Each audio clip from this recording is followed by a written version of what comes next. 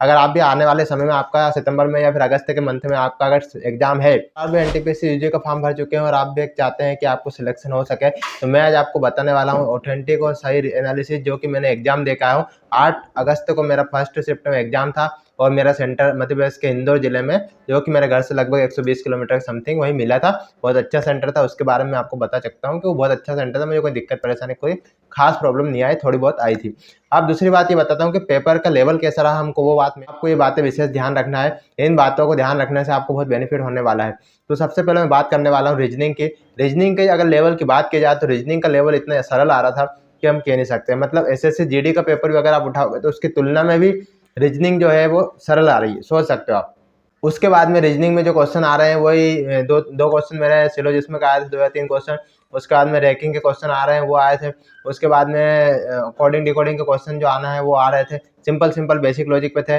उसके बाद में सीरीज के क्वेश्चन थे, जो नंबर सीरीज आती है उसके क्वेश्चन भी थे, वो भी थे मेरे इसमें। इनइक्वालिटी के भी कुछ क्वेश्चन थे। तो बेसिकली ये क्वेश्चन और सेटिंग अरेंजमेंट के क्वेश्चन थे।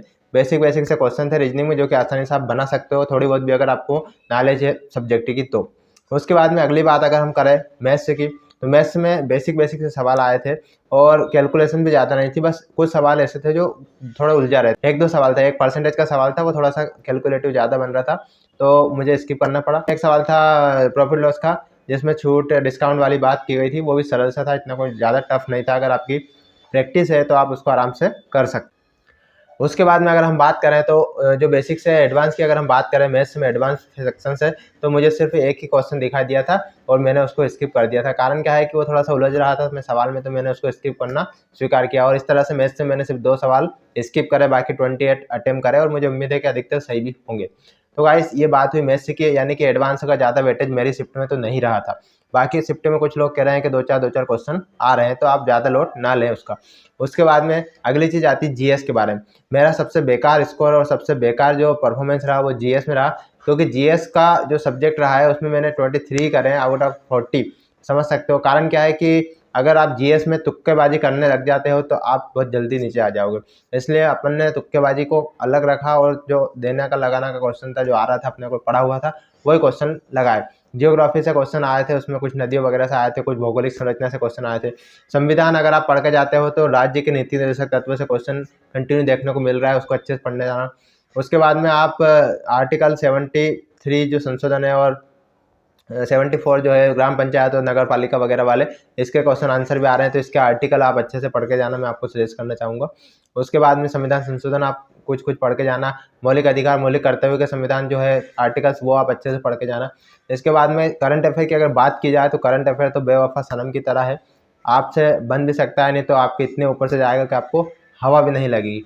ऐसे क्वेश्चन पूछ रहा है, जैसे आपको पता है एनटीपीसी ग्रेजुएशन वाले में क्वेश्चन पूछा था उसने, बेतुके क्वेश्चन जिनका कुछ लेवल सुधार नहीं पड़ता, उसी तरह से इसमें भी यही हाल है।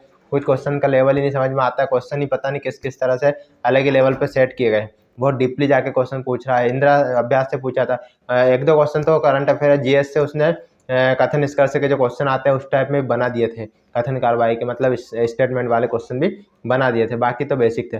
अगर कंप्यूटर की बात करूँ तो मैं कंप्यूटर से कंट्रोल प्रोसेस का शायद पूछा था उसने, कैसे क्या करते हैं तो क्या यूज़ होता है, तो बेसिकली यही क्वेश्चन था।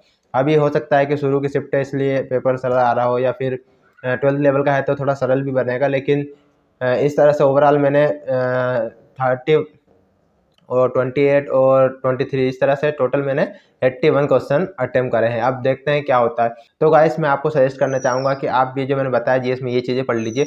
मैथ्स के बेसिक से मॉक टेस्ट लगाइए, आप जो टेस्ट रैंकिंग पे या फिर टेक्स्ट बुक पे जो मॉक टेस्ट चल रहे हैं उनको आप लगाइए, आराम से शांति से पेपर दीजिएगा, कोई घबराने की बात नहीं है। 90 मिनट बहुत होते हैं इस पेपर को करने के लिए, मेरा भी आराम से हो गया था। बाकी फ्री टाइम बच रहा था तो अपन ने जो सवाल नहीं बन रहे उसमें प्रैक्टिस करके टाइम लगाया और ऐसे में एक बना भी सही, तो अच्छी बात है। बाकी 1 घंटा बहुत होता है, हो जाएगा ऑलमोस्ट अगर आपकी मेहनत है तो। अपनी मेहनत पे विश्वास रखिए और शालीनता से और शांति से पेपर दीजिए। अगर इसके बाद में आपको कोई डाउट रहता है तो कमेंट करके जरूर बताइए। Thank you guys.